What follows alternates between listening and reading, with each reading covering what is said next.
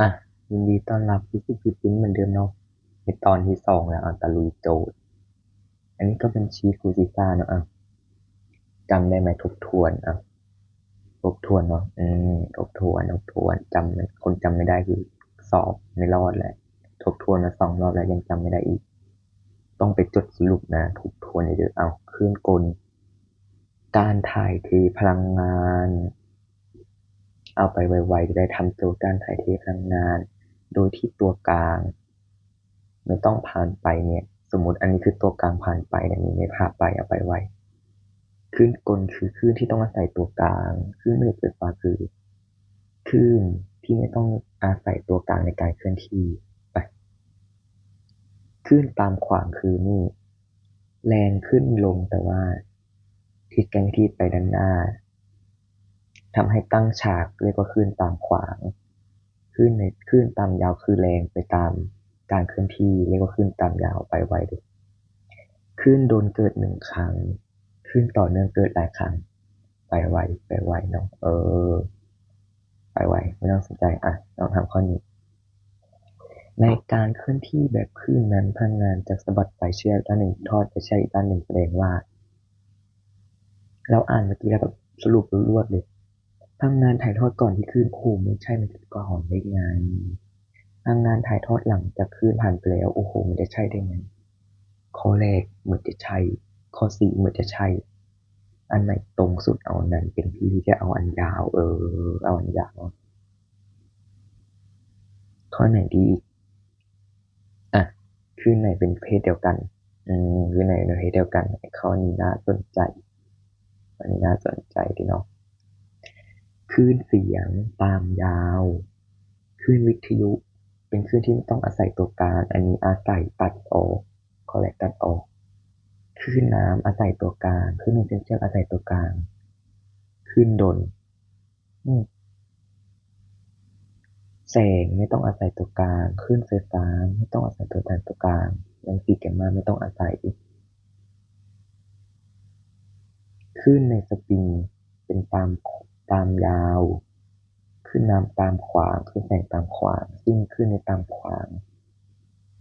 เพราะงั้นตอบข้อ 4เพราะว่าคลื่นน้ำเป็นตามขวางเส้นเชือกอืมไปต่อไว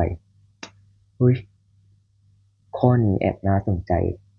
แบบความยากอาจจะไม่ได้มากแต่ว่าก็เบสิกเนี่ยน่าสนใจต้องรู้ดูเป็นพื้นฐานข้อนี้โดยพื้นฐานนิดหนึ่ง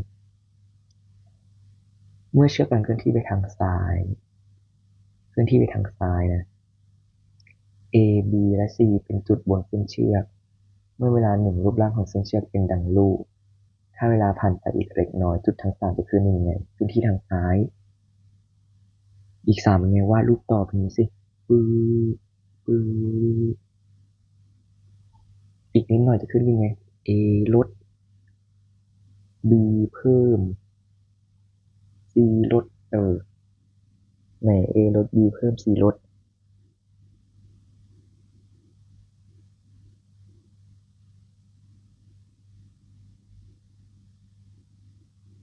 อ่ะ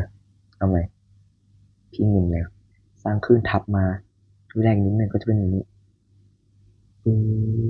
ดปื๊ด A สูงกว่าเดิม B ลดลง C สูงกว่าเดิมตอบ2น่าสนใจนะแล้วถ้าเกิดพี่แบบอยากรู้ไปทางทิศนี้นะทำไงทำไงทิศนี้แบบข้อ 1 ข้อสอบพี่เล่นแบบ2 อันเลยก็จะเป็นแบบนี้สร้างขึ้นมาปุ๊บปุ๊บปุ๊บเห็นไหมว่า A ต่ำกว่าเดิม B สูงขึ้น B ต่ำกว่าเดิมทำไมเอาตามตรงนั่นแหละข้อนี้น่าสนใจนะน่าสนใจแต่ต้องดูดีๆนะทิศทางไปทางไหนอะไรพี่ค่อนข้างงงนะข้อเนี้ยตอนแรกแบบเมื่อกี้ไหมทำไม่ค่อยได้นี่หาข้อที่น่าสนใจ กระทุ้งเป็นจังหวัดสม่ำเสมอตอบไปเลยเคลื่อนที่ขึ้นลงอยู่ตำแหน่งเดิมจำไว้ไหนน่าสนใจนะอืมคลื่นใดเอาคำนี้คลื่นใดเป็นคลื่นที่ต้องอาศัยตัวกลางในการเคลื่อนที่อันนี้ไม่อาศัยผิวน้ำอาศัยคลื่นเสียงอาศัยเพราะนั้นตอบหนึ่งกับสองในหนึ่งกับสองสองกับสามเอาแล้วหลอนแล้วตอบสองตอบนี่ก็หนึ่งน่าสนใจพี่จะทำสักแบบทีละ5 ข้อได้ไปข้อละ3 ข้ออีก2 ข้อ5 ข้อที่มันตามจากพวก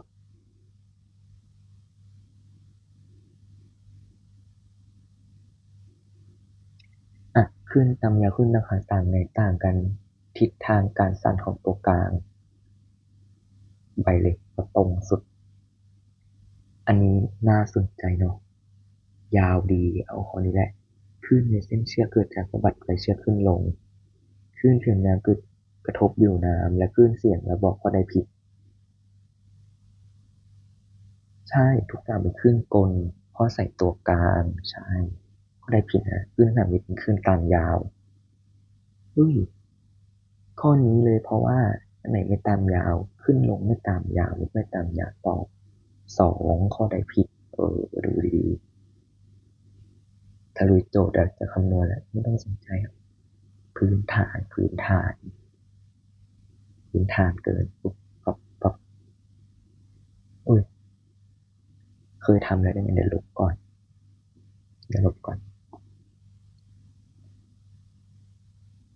อุ้ยพี่เคยทำได้ไงเออเดี๋ยวเราจะทำอีก5 ข้อนะเป็นเรื่องคลื่นอันนี้เรื่องอะไรดิสิมีการใช้ Vx เป็น t Vx lambda คนถามกันไหมว่าทำไงพี่มาทำให้ดู นี่คืออะไรสั่นไปสั่นพี่บอกเลยคือแลมด้าเท่ากับ40 เซนติเมตรเขียนไว้ก่อน70นี่คืออะไร70นี่คือ s เท่ากับ70 เซนติเมตร t นี่คืออะไรเวลา t เท่ากับ0.7จาก v เท่ากับ s ส่วน t เห็นไหมเรามีทั้ง s ทั้ง t เอามาแทนเป็น70 เซนติเมตรหาร0.7วิเท่ากับ v เพราะงั้น v พี่จะเท่ากับคูณ10เข้าไปเป็น 700 หาร 7ตัด 1เหลือ100 ต่อ s v เท่ากับ100 เซนติเมตรต่อวิอ่ะลืมถามความยาวคลื่นหรือแลมด้าแล้วเท่ากับ40 เซนติเมตรความเร็วคลื่น100 เซนติเมตรต่อวิความถี่การสะบัดความถี่การสะบัดหาจากอะไร v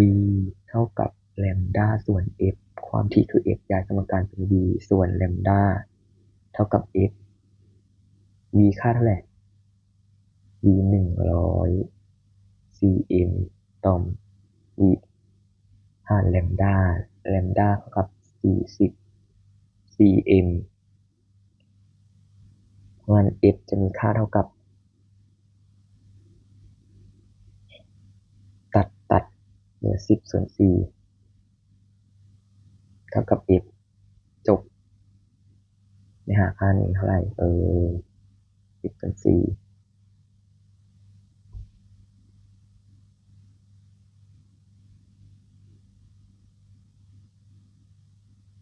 มีข้อไหนน่าสนใจอีก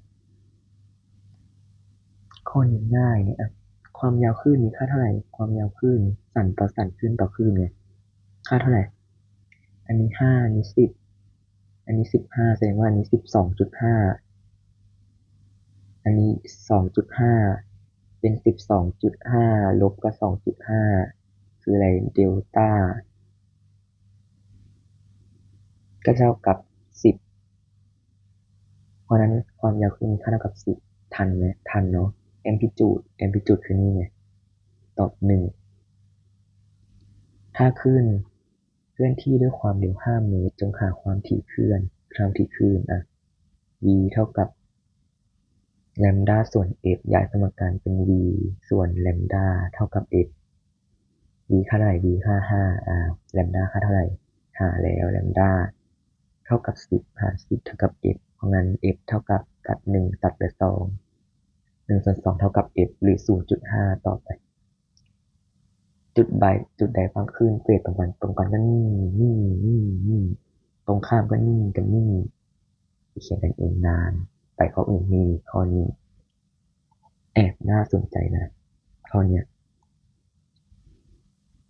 ค่อนข้างออกบ่อยค่อนข้างออกบ่อยในข้อสอบเจอบ่อยเอสพี่หายง่ายเลยนี่ไงจุดห่างเนี่ยกลายเป็นเท่าไหร่160-140เท่ากับ20 s มีค่าเท่ากับ20เซนติเมตร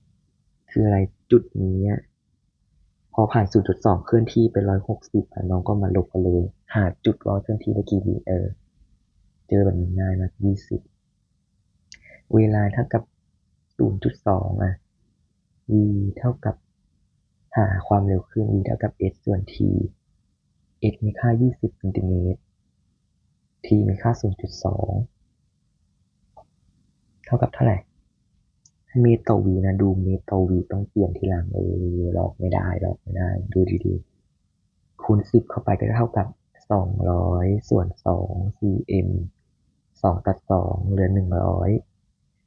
cm เท่ากับเท่าไหร่ cm คืออะไรเป็นติ10กำลังลบ2ก็เท่ากับ100คูณ10กำลัง2เท่ากับ1ตอบเลย1ข้อนี้ต้องฝึกเยอะๆยังไงน่าสนใจ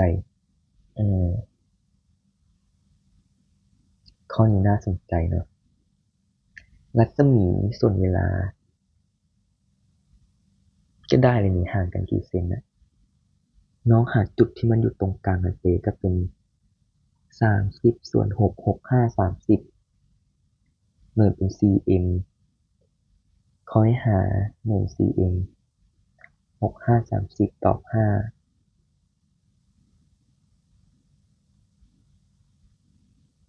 ยอดที่อยู่ใกล้กันมากสุดอยู่ห่างกันกี่เมตรก็แลมด้าความถี่ไปต่อวิ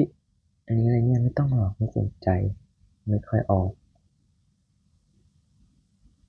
เนี่ยที่พี่บอกไงลบ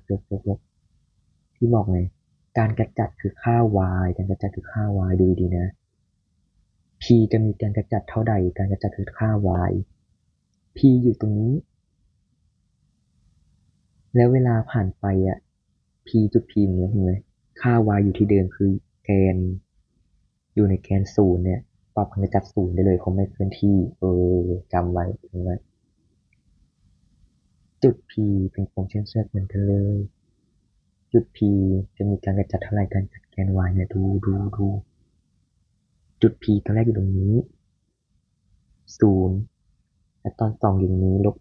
-1ก็ต่างกันเท่าไหร่0ลบกับ-1เท่ากับการกระจัดเท่ากับ-1ข้อเนี้ยจบง่ายมาข้อนี้เดี๋ยวให้ง่ายคลื่นชนิดหนึ่งกำลังเคลื่อนที่ดังรูปไปทางด้านขวา 0.5 เมตรต่อวิอยากทราบว่าเมื่อเวลาผ่านไป4วิผ่านไป4จุด P ตรงเนี้ย1บนตัวกลางเคลื่อนที่ในการกระจัดกี่เมตรการกระจัดคืออะไรแกน y เนี่ยดูแกน y จำให้แม่นน้องไม่ต้องคิดเลยอัตราเร็ว 0.5 เมตรต่อวิเคลื่อนที่ได้4วิ0.5ได้1วิวัน4วิจะได้2ไง0.5ได้1วิอีกวิหนึ่งก็จะเป็นอะไร2วิและ3วิและ4วิและ0.5มาบวกกันมีบวกกันแบบฝรั่งเลยนะบวกกันทางซ้าย เอาบวกไปด้านซ้ายก็กลายเป็น2 วิจบคือแต่ละจุดมันจะเคลื่อนที่2 วิเอาน้องก็หาเลยอันนี้หน่วยเป็นเมตรเคลื่อนที่2 วิคืออะไรมันจะเคลื่อนที่ไป2 วิอะไร2 เมตรเลยเคลื่อนที่2 เมตร2 เมตรคือจุดนี้เนี่ยมันก็ต้องเคลื่อนที่ไปอีก2 เมตรไง1 2ไอ้จุดนี้ตรงนี้วาดรูปตามได้ยังปึ๊บปึ๊บปึ๊บปึ๊บมันถามว่าจุด P ที่อยู่ในมีการกระจัดต่างเท่าไหร่อันนี้คือเส้นใหม่เส้นใหม่สีฟ้าปึ๊บปึ๊บการกระจัดเท่าไหร่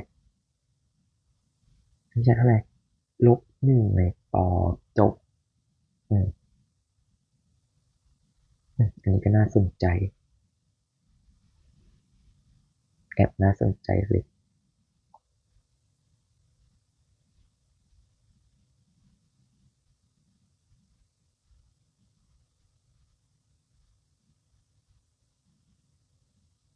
นะจากลูกเคลื่อนที่ได้อัตราเร็ว10 เซนติเมตรต่อวิ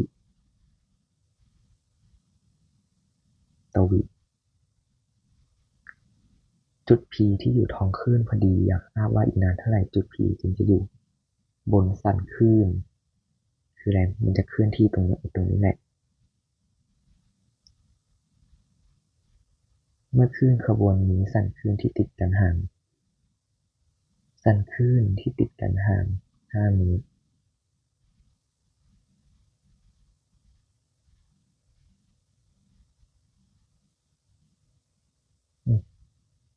อยู่ท้องคลื่นพอดีอยากทราบว่าอีกนานเท่าไหร่จุด P จึงอยู่บนสันคลื่น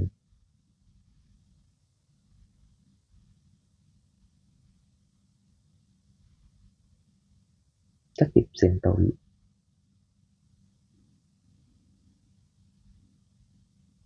ท้องไปสั่นคือ T/3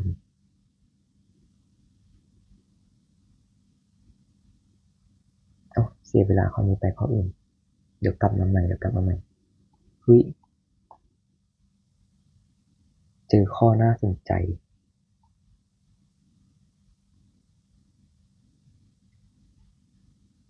ข้อนี้แบบทบทวนเลยนะแบบทบทวนความรู้ทั้งหมดข้อนี้ได้เลยดูนะเริ่มจากมุมสูงสุดคือเฟสเท่าไหร่90 องศาแอมพลิจูดคือตรงนี้เท่าไหร่5คาบคืออะไรคาบคือเวลาส่วนรอบ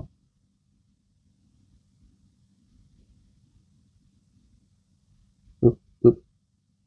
เท่ากับ8ความถี่เท่ากับ0.15เห็นไหมนี่ไงคาบก็จะเป็นแบบนี้ไงปึ๊บปึ๊บ121416คาบคือเวลาส่วนรอบเนี่ยเห็นไหมได้2 รอบปึ๊บปึ๊บ16 วิได้2 รอบหารกันได้คาบนี่ได้อะไร t เท่ากับ1/f จำสูตรได้ไหมก็เท่ากับคาบเท่ากับย้ายข้างเป็น f ส่วนคาบมีค่าเท่ากับ1/8เท่ากับ0.125ต่อ3รู้แต่90เลยเนี่ยข้ออื่นมันมีเลยต่อ3อืม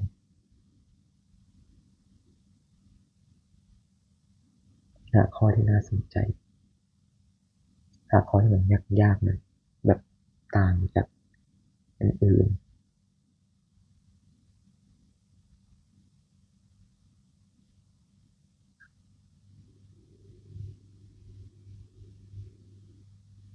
เดี๋ยวหาแบบ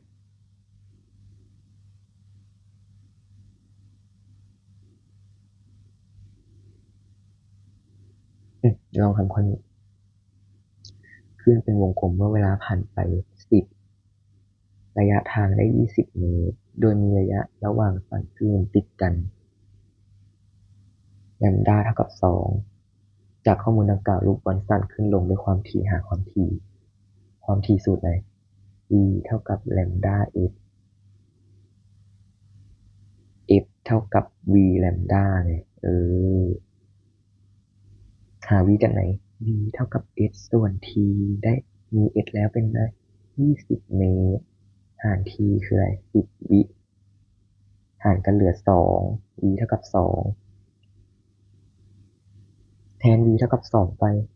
แลมด้าค่าอะไรแลมด้าก็เท่ากับ2งั้น f มีค่าเท่ากับ1ต่อคือออกไปสูงสุดคือระยะทางเวลาคือ10มีข้อไหนแปลกปลอม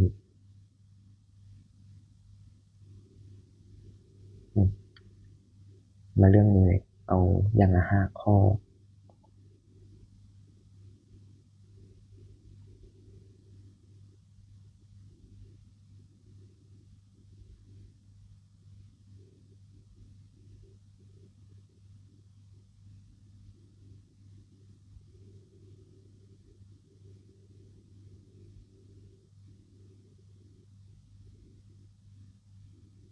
ข้อนี้เอาแบบ5 ข้อดีกว่า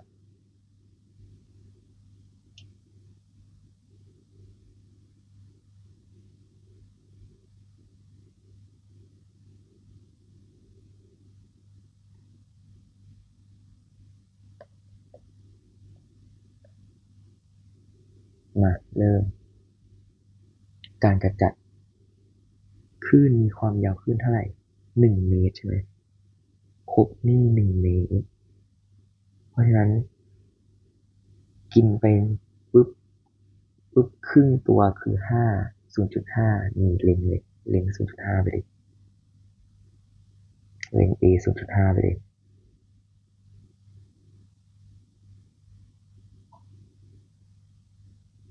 a b มีเฟสต่างกันเท่าไหร่ดูจุด a ปุ๊บดูจุด b ปุ๊บเห็นไหมต่างกันครึ่งหนึ่งไหมดูง่ายเลยปุ๊บมันไม่ใช่90แล้วเพราะ90คือจุดสูงสุดนี่เล็ง45ไปตอบ3จบไม่ต้องคิดไม่ต้องคำนวณ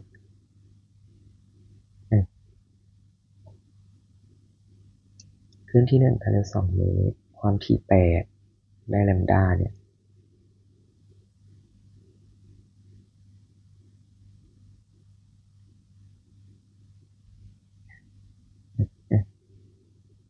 มาข้อนี้ก่อน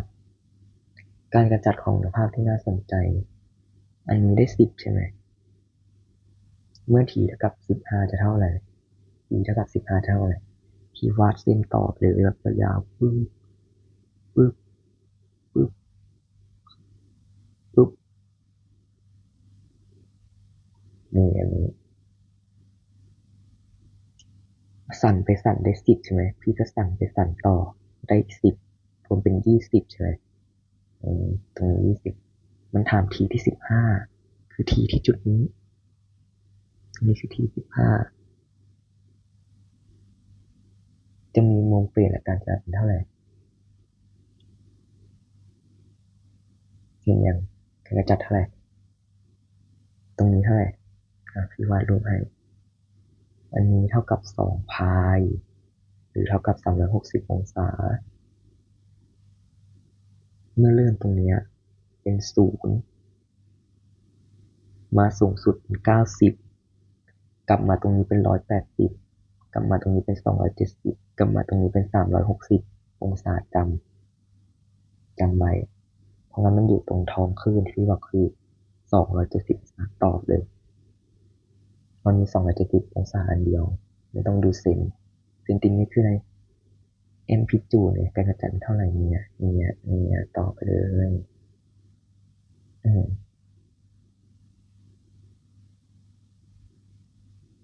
เรื่องนี้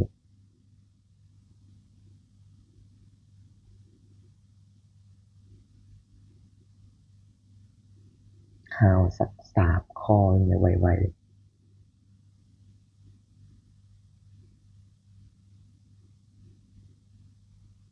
เอาข้อวงกลมก่อนเนาะดูสูตรนะเดลต้าอันนี้สูตรคือพี่ไม่ได้สอนนะเดลต้าพายเท่ากับ2 พาย เดลต้าเอฟทีปกติพี่จะสอนเดลต้าเฟสเท่ากับ2 พายเท่ากับเดลต้าเอ็กส่วนแลมดาเท่ากับเดลต้าทีส่วนทีปกติพี่จะใช้นี้แต่นี้ลองมาใช้10 เฮิร์ตซ์และ15 เฮิร์ตซ์เดลต้าเฟสคืออะไร15 ลบ 10เห็นไหมอันนี้เป็น f 2 พาย t หลังจาก0.25วินาทีจะมีฝ่ายเฟสต่างกันกี่องศาคิดเลย2 พายเท่ากับ5 คูณ0.25ของ2เท่าไหร่0.5คูณ5 25เป็น2.5 พาย2.5 พายต่างกันกี่องศา2 พาย180.5คือ180ตอบ180จบพี่บอกไป2 พายเท่ากับ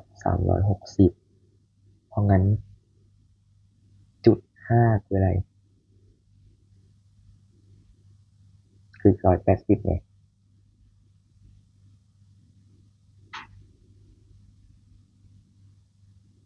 เอ๊ะ5กับ90ตอบ90เพื่อนสมมติเครื่องบนหนึ่งมีความถี่27อีกขบวนหนึ่งมีความถี่32เมื่อเวลาผ่านไป1.5วิคลื่นทั้งสองจะมีเฟสต่างกันกี่องศา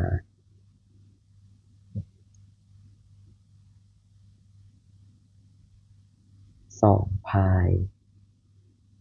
เดลต้าเอฟก็เป็นเท่าไหร่-17คูณที1.52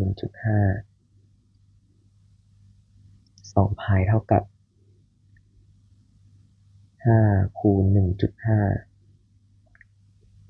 คูณ3 พายเอาไว้ทันนะคูณ5กลายเป็น15 พายเท่ากับเดลต้าเฟส15 พายเท่าไหร่คือครบ360องศา2 2 2 4 2 6 2 8 2 5 10 2 2 74274แล้วเหลืออะไรอีก1 พาย1 พายคือ180 องศาอันนี้คือ180 องศานะพี่คิดถูกไหม0.5คือ180จบข้อนี้แล้วข้อนี้ก่อนข้อไหนที่เห็นชัดข้อนี้คลื่นขบวนหนึ่งมีความถี่200 เฮิร์ตซ์และ250ถูกปล่อยด้วยเฟสคือองศาไงพายส่วน3และพายส่วน2พายส่วน3คือของ200พาย2คือ250พายส่วน3คือเท่าไหร่พายคือ180หาร33 1 3 3 6 18เพราะงั้นถูกปล่อยที่60องศา60องศาอยู่ฝั่งไหนที่แบ่งวงกลมให้อันนี้คือ0 90 180 170แล้วก็360เข้าไปไหนมันนี้60องศามันถูกปล่อยตรงนี้ใน200เฮิร์ตซ์ส่วนนี้อะไร250พายส่วน2ถูกปล่อยตรงไหนพายส่วน2คือ180หาร2 90นี้250เฮิร์ตซ์ยังไงคำนวณก็คือ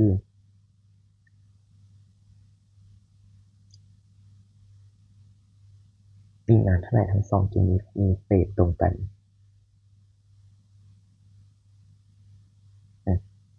ไปข้ออื่นเลยนานอยู่แล้ว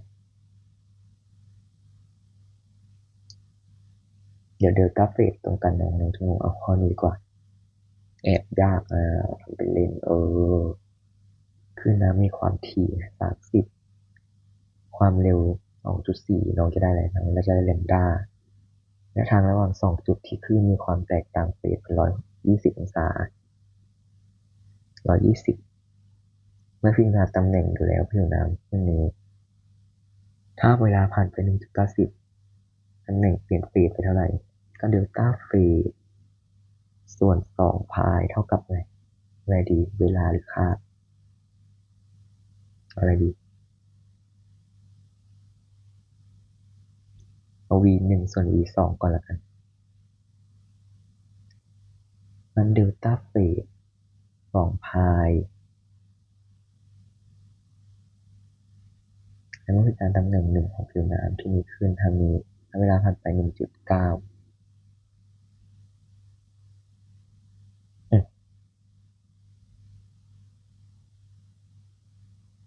v1 2.4 v2 ให้หาไม่ได้ก็เป็นเดลต้าเฟสส่วน2พายครับแลมด้า1ส่วนแลมด้า2แลมด้า1เท่ากับอะไร v 2.4 v เท่ากับแลมด้าส่วนเป็นเนี่ยจำได้ไหม v เท่ากับ x เป็น30แลมด้าย้ายเป็น2.4ส่วน30เท่ากับแลมด้าโอ้ยขี้เกียจเขียนเลขกับทุกคนแบบนี้เลยข้ามข้อแลมด้า1ก็ได้เท่าไหร่2.4หาร30ส่วนแลมด้า2เท่ากับเดลต้าเฟสส่วน2พาย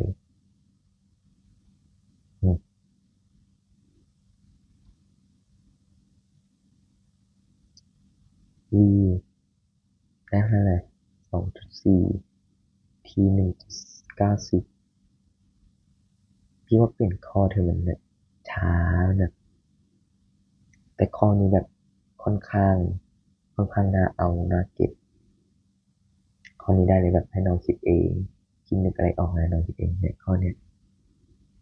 น่าทำข้อนี้ก็แอบเนาะนิดนึงน่าทำอันนี้อะไรไม่ต้องสนใจไม่ต้องสนใจไม่ค่อยออกเยอะไม่ค่อยออกอ่ะอันนี้อะไรหักล้างหลอมรวมเสริมสร้างเนี่ยรวมแตกรวมเสร็จปุ๊บมันจะแยกออกกันมาลองทำรวมเสร็จแยกออกกันมาเดี๋ยวพี่ให้สูตรง่ายอยากรู้แสดงครึ่งตำแหน่ง2 เมตรต่อวินาทีเท่ากันแล้วเวลาผ่านไป2 เมตรต่อ1 วิ2 วิจะได้เท่าไหร่2 วิก็เท่ากับ4 เมตรไงต้องเขียนลับมาอันนี้ก็คือที4 วิ4 เมตรหนึ่งเอาสีฟ้า1 2 3 4แล้วก็วาดรูปตามเลยปึ๊บปึ๊บ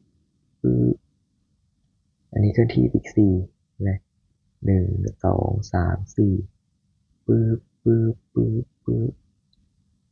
ผลลัพธ์คืออะไร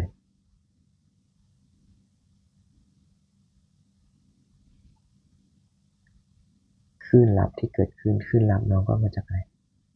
นี่หนึ่งหนึ่งหนึ่งเนี่ยคลื่นลับประมาณนี้เนี่ยไปรวมกันแบบเนี้ยเกิดต้านนี่คือเกิดต้านแบบนี้แต่เกิดมันอยู่ห่างกันแบบนี้เลย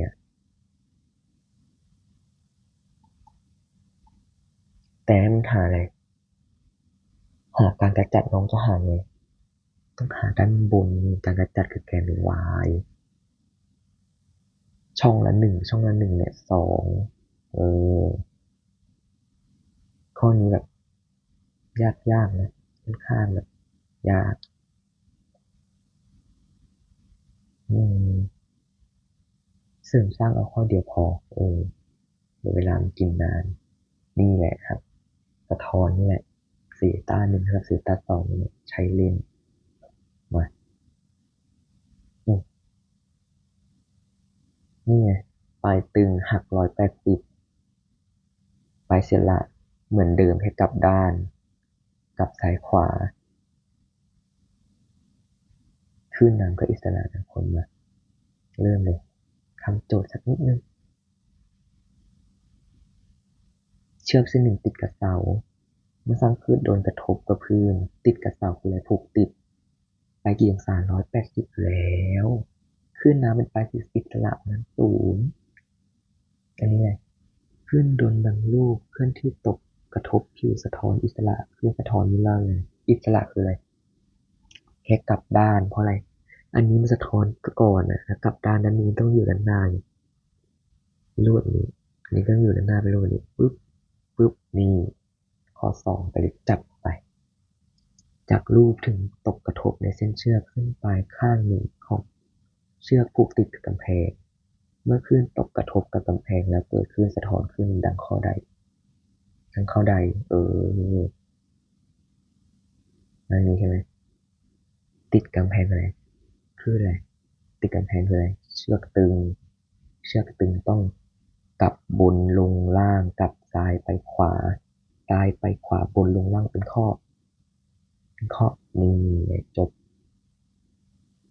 อืมเชือก2 เส้นค่อนข้างเข้าใจยากอันนี้น่าสนใจลูกใดตอนนี้ไม่เชื่อผ่านผูกก็ยังรวมคืออะไรอิสระพอชนไปแล้วอะไรเด้งกลับอันนี้ก็ไป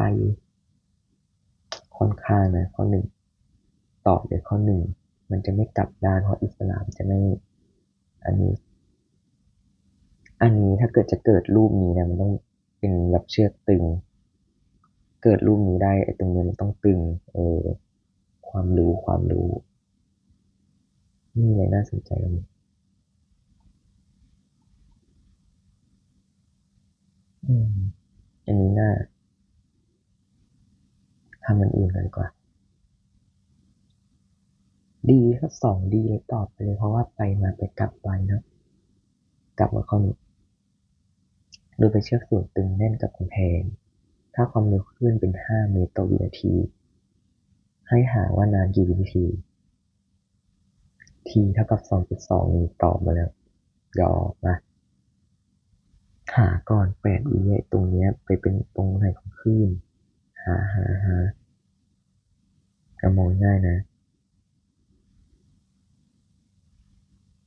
มองไม่เห็นเอาพี่ผมมองไม่เห็นนะทำไงวาดไปเลย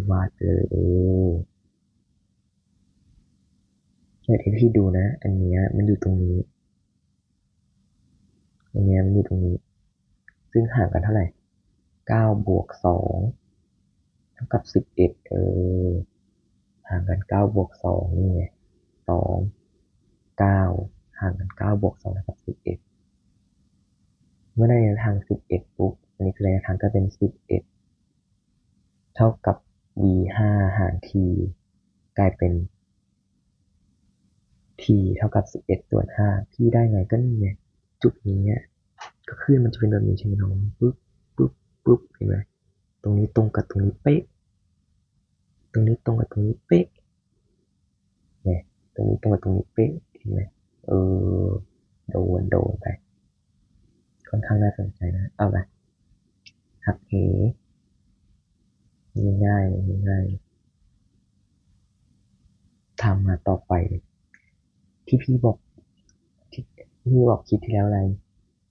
หักเหอะความยาวเปลี่ยนลึกลึกจะยาวขึ้นความถี่จะไม่เปลี่ยนความเร็วจะเปลี่ยนเพราะความยาวเปลี่ยนแต่ความถี่ไม่เปลี่ยนความเร็วเปลี่ยนลึกจะมากกว่าตื้นจะน้อยกว่ามุมลึกจะมากกว่าตื้นข้อนี้ทำเลยเขตน้ำลึกเข้าไปยังเขตน้ำตื้นมุมหักเหคืออะไรมุมหักเหคือไปเขตน้ำตื้นแล้ว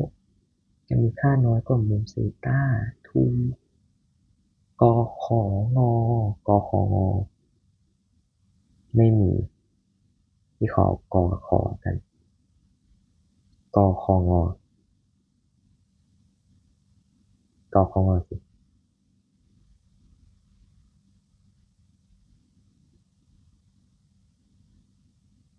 พี่ว่าโจทย์ผิดไปพี่แล้วทางมันโจทย์ผิดอะไรเนี่ย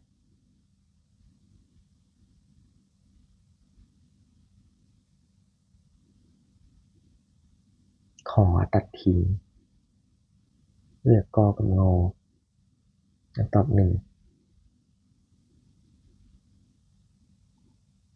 แต่ความจริงน้ำลึกอะจะน้อยกว่าน้ำตื้นถูกแล้วไม่ใช่น้ำลึกจะมากกว่าน้ำตื้นโดนหลอกอะน้ำลึกจะมากกว่าน้ำตื้นตอบกล่องมาถูกแล้วพี่จะบอกให้น้ำลึกน้ำตื้น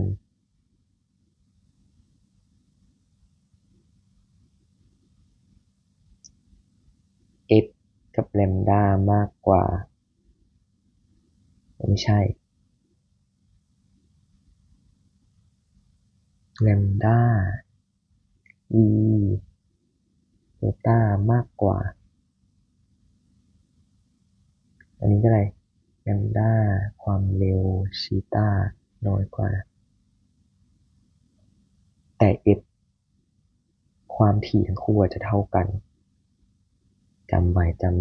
สำคัญในการทดลองการหักเหของคลื่นผิวน้ำเนี่ยเมื่อคลื่นผิวน้ำเคลื่อนที่จากบริเวณน้ำลึกไปน้ำตื้นลึกไปตื้นทำไงลึกมีอินไปตื้นบอกเลยน้ำลึกมุมต้องมากกว่าวาดเลยมุมมากกว่า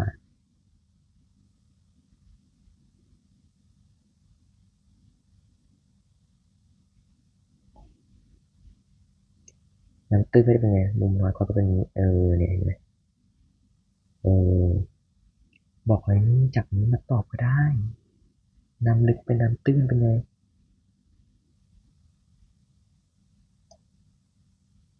ความยาวแลมด้าความเร็ว v ของคลื่นผิวน้ำจะเปลี่ยนไปเลยอันนี้คือน้ำตื้น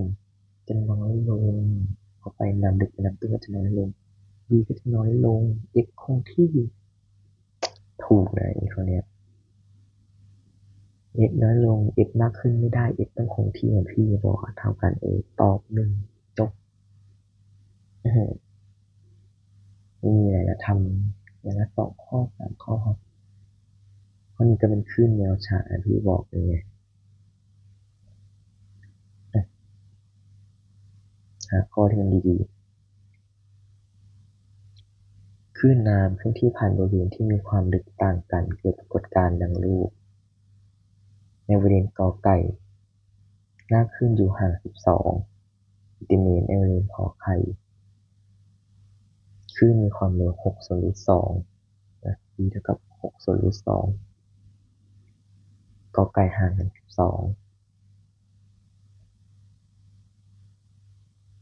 ถ้ากำหนดขึ้นมาจากบริเวณ A ความถี่ต้นกำเนิดมีค่าเท่าไหร่ถ้าต้นกำเนิดขึ้นมาจากกอไก่ความถี่ของกอไก่หา f กอไก่หาเลยจากสูตรอะไรสูตรนี้อะไรบ้าง sin เตต้า1ส่วน sin เตต้า2ธีตาโทษเท่ากับแลมด้า1ส่วนแลมด้า2เท่ากับ v 1ส่วน v 2ใช้อะไร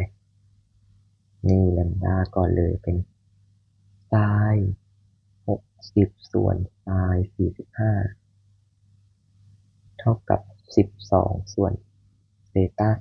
2ย้ายข้างหาเป็นแลมด้า 2ย้ายข้างหาก็จะเป็นแลมด้าเท่ากับ12อันนี้กว่าคอละ12ส่วน sin 45ไม่ใช่12ส่วน sin 60ด้านบนเป็น sin 45ย้ายขึ้นไปเลย sin 15เท่าไหร่ไม่ต้องแบบจำไปเลย sin 45เท่าไหร่รูท 2 ส่วน 2ด้านล่างเป็น sin 60 sin 60เท่าไหร่รูท 3 ส่วน 2ย้ายข้างเป็นไงกลับหารเป็นคูณกับเศษเป็นส่วนเปลี่ยนหารเป็นคูณกับเศษเป็นส่วนก็จะเป็นแลมด้าเท่ากับ12รูท 2 คูณ 2ส่วนรูท 3 คูณ 2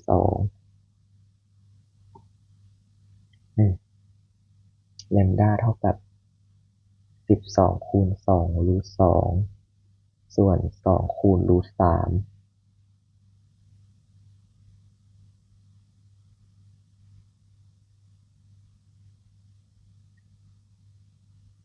ตัดแลมด้าเท่ากับ12รูท 2ส่วนรูท 3 ถ้ากำเนิดมาจากกอไก่ความถี่ของต้นกำเนิดมีค่าอะไรจาก f เท่ากับแลมดาอ่ะเอาสูตร v เท่ากับแลมดาส่วน f รู้แลมดาแล้วแลมดา1/12หา v หา v 1มาทำไง v 1ส่วน v 2นี่ไงโดนหลอกแล้วใช้สีฟ้าไซน์หนึ่งอะไรไซน์หนึ่ง60ไซน์สอง45ก็เท่ากับอะไร v หนึ่งให้หา v สองคือ6 รูท 260 องศาเท่าไหร่รูท 3 ส่วน 2ส่วนรูท 2 ส่วน 2ปุ๊บปุ๊บปุ๊บปุ๊บ v หนึ่งส่วน6ส่วนรูท 2ก็ย้ายข้างเป็นอะไรกับเศษเป็นส่วนไม่ใช่เป็นหารเป็นคูณกับเศษเป็นส่วนเป็น2 คูณรูท 3กับ2 คูณรูท 2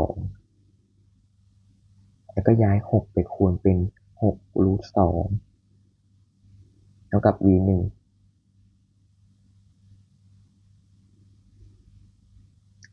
2 ตัด 1ตัดเหลือ3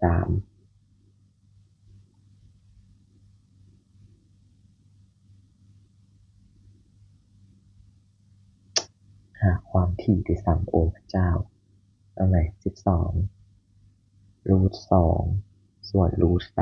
3คูณกับ v เรามีค่าเท่าไหร่นี่ไง3 รูท 2คูณ2 รูท 3หารรูท 2เออหา f ย้ายไปเลยรูท 3เจอรูท 3กลายเป็น3 3 คูณ 2เป็น6 รูท 2เจอรูท 2เป็น2 คูณ 12เป็น24เหลือ3 รูท 2ตรงนี้เท่ากับ f ย้ายข้างก็จะเป็น6 คูณ 3 18 รูท 2ส่วน24เท่ากับ f 6 6 2 2 3 8 4 4เป็น3 รูท 2ส่วน4เท่ากับ f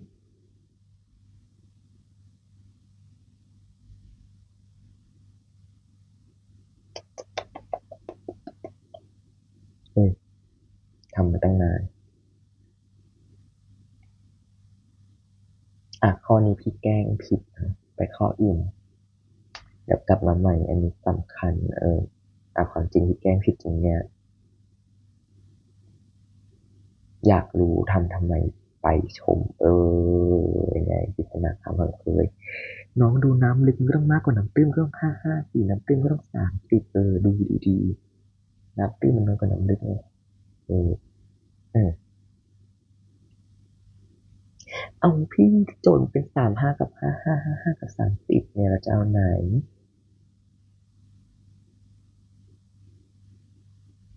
มีน้องเห็นเส้นตั้งฉากเลยเอานี้สิปุ๊บปุ๊บข้อนี้ก็น่าดูพี่ไม่ทำให้นะน่าสนใจพี่พาตะลุยโจทย์ให้โจทย์แบบพื้นๆก่อนปรับพื้นฐานเนี่ยเออน่าสนใจคลื่นหันเวน้ำลึกไปน้ำตื้นลึกไปตื้นตกกระทบขนานกับแนวรอยต่อในเวทั้งสองท่าได้บ้างวิกฤตมาดีๆดีกว่าข้อนี้แบบไม่อยากคิดเนาะนี่บับปฏิบับบับปฏิบับบับปฏิบับมา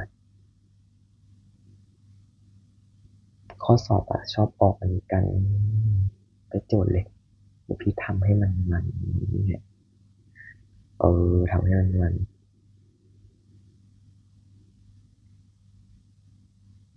มาทำข้อนี้ก่อนเลยละกันเนาะเออเป็นภาพแทรกต่อบริเวณโดยที่ P เป็นจุดใดๆดูจุด P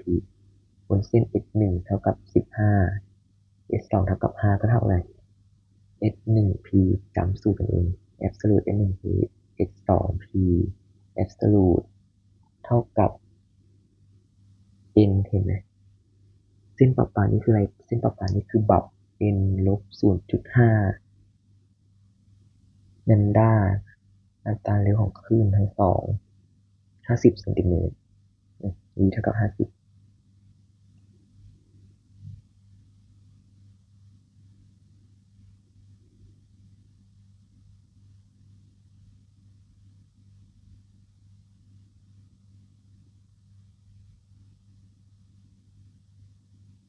พี่ทำอะไรมาเริ่มหาแลมด้ามาได้หาแลมด้าก่อนเห็นไหมบับที่หนึ่งบับที่สองเขียนเลยบับที่หนึ่งบับที่สองลุ้นบับที่สองแทน n เท่ากับ2ไปลบ0.5แลมด้า x 1หาร15ลบ5เท่ากับ10เท่ากับ1.5แลมด้าเท่ากับอะไร10หาร1.5บอกว่าอัตราเร็วเท่าไหร่หาความถี่ v เท่ากับแลมด้าส่วน f v แล้วเขาให้มา50แลมด้าเขาให้อะไร10ส่วน10ส่วน1.5หา f ใช้ข้างเป็นอะไรปั๊บปั๊บปั๊บปั๊บเป็น50หาร10คูณ1.5ตึ๊บคือ5คูณ1.5เท่ากับ f 5หาร7.5เท่ากับ f จบประมาณนี้ไม่ทันดูอ่ะจด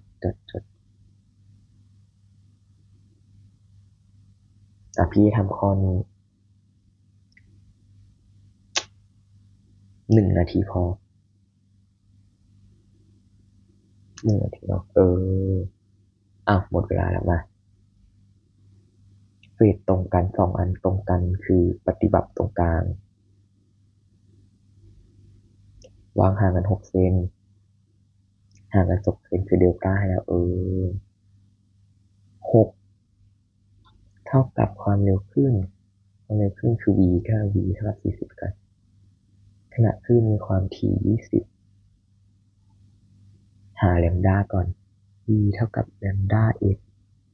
v ค่า40แลมด้า fค่า20เขียนไปย้ายข้างเป็นอะไร20หาร40เหลือ2แลมด้าเท่ากับ2แทนสูตร h 1 p ลบ h 2 p เท่ากับ n แลมด้า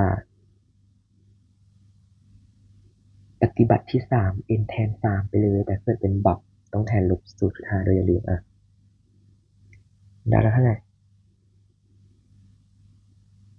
ได้ข้อ2จะเบนออกจากแนวกลางเท่าไหร่ปัญหาว่าจะเบนออกจากแนวกลางองศาเนี่ยรู้เนาะไม่ค่อยเจอแต่พี่จะหานะก็กลายเป็น6เท่ากับอันนี้ลบกัน6 เซนนี้อันนี้ลบกันนี่ตรงสมการตรงนะพี่อันนี้สมการให้ดูคิดให้ดูเฮ้ยกี่แนวน่าสนใจน่าสนใจเนาะ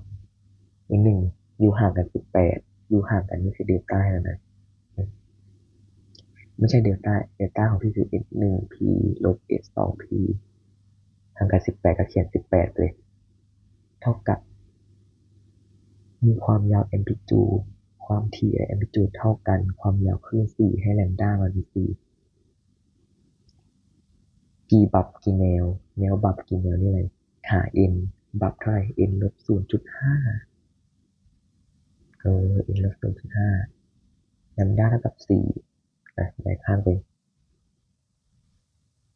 18หาร4เท่ากับอะไร16812 14 16 45 20 4.5 n ลบ0.5 กลายเป็น 4.5 n ลบ 0.5 ย้ายไปบวกกลายเป็น 5 เท่ากับ n ต่อไปยัง5แนวจบจบจบเนาะจบ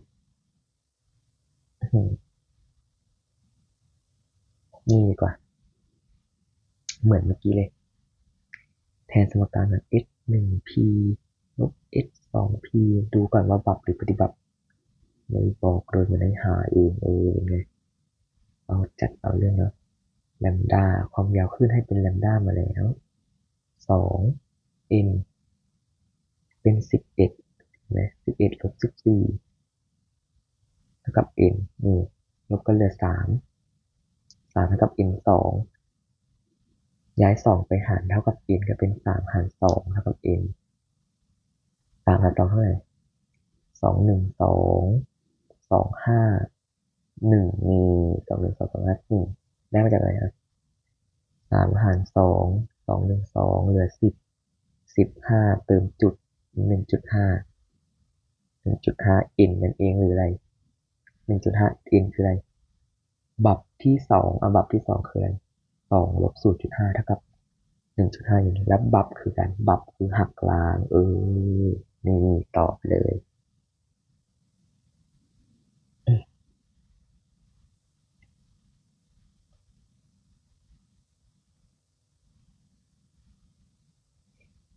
ข้อไหนสำคัญอีกสัก2 ข้อก็พอแล้วแค่นี้พอแล้วพี่ว่าพอรู้พื้นฐานเดี๋ยวจะไปท้ายหนึ่งอีกดูยาว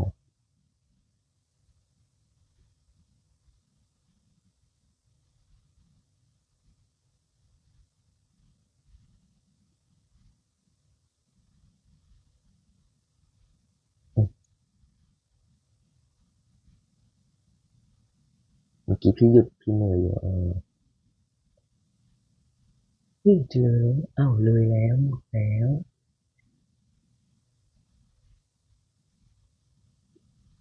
เท่าที่พี่ดูนะเป็นแบบแนวเดิมๆทั้งนั้นเลย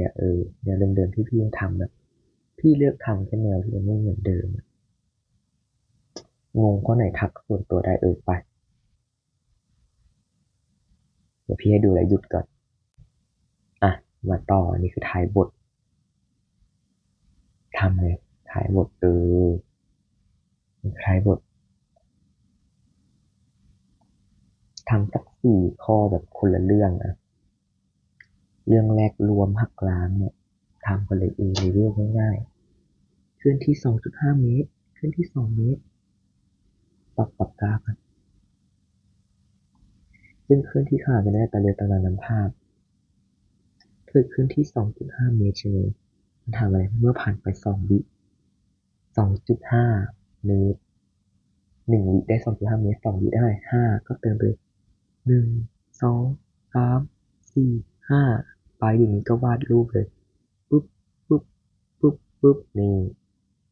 อันนี้ก็ได้2 เมตร2 เมตรขึ้นได้1 วิดาว2 วิกัน4 เมตร1 2 3 4ปุ๊บปุ๊บเห็นทับกันไหมทับแบบนี้เขาเรียกว่าเสริมแต่ว่าเป็นแบบนี้เขาเรียกว่าหักล้างอันนี้คือเสริมข้อนี้ไปทำกันเองทับกันนี้หักล้างแบบนี้เสริมไม่ก็แบบนี้เติมจบเรื่องนี้จบเลยเนาะนี่คลื่นเสียงไม่ต้องใช้ตัวกลางไม่ใช่คลื่นเสียงต้องใช้ตัวกลางเลยพูดต้องใช้อากาศแอมพลิจูดหรือยาจัดสรรคลื่นไปท้องทิศไม่ใช่แอมพลิจูดคือจุดจากเส้นศูนย์ขึ้นไปจนสุด90 องศาการแผ่รังสีไปเต็มไปเป็นไปตามหอยแก้นถูกต้องจำไว้เมื่อคลื่นเกิดการหักเหความถี่คลื่นจะมีค่าลดลงไม่จริงเลยความถี่คงที่ f การแทรกซ้อนแบบหักล้างตลอดเวลาเรียกว่าปฏิบัติหักล้างเรียกว่าบับน้องนี่ผิดเลยถูกให้แบบเช็คปฏิกิริยา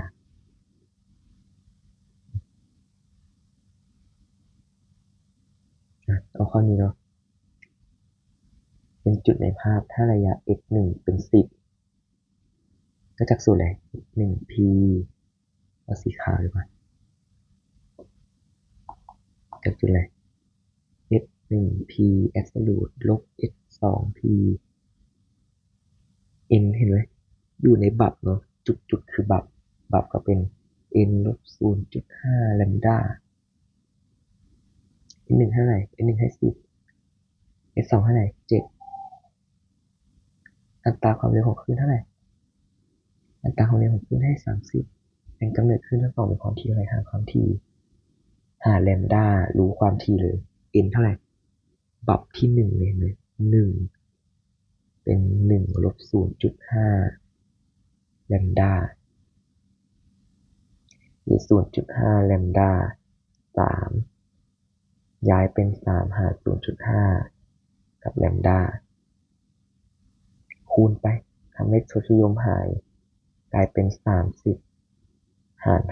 5แลมดา5 5 6 6เท่ากับแลมดายังไม่ได้หาความถี่จะเย็นอย่าเพิ่งตอบใจเย็นน้องหาความถี่จาก v เท่ากับ f แลมดา v ค่า30แลมดามีค่า6 f มีค่าเท่ากับเท่าไหร่ f 6หาร30 6 5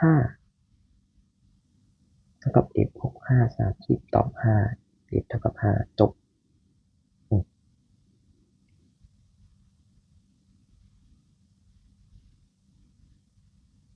s 1อ่ะข้อ19แถมเดี๋ยวแถมเพิ่มอีก3ข้อพอเลยเอาเรื่องอีกสัก1ข้อพอเลยอยู่ห่างกันนี่คือแบบเดี๋ยวลบกันให้แล้วก็เป็น20ความยาวคลื่นคืออะไรแลมดาเท่ากับ4อันนี้คือเปลี่ยนข้อเลยจงหาตำแหน่งเชิงมุมของจุดในปฏิบัติที่4และในปฏิบัติที่2ว่าเสียใจด้วยน้องโจทย์อ่านไม่ชัดอะ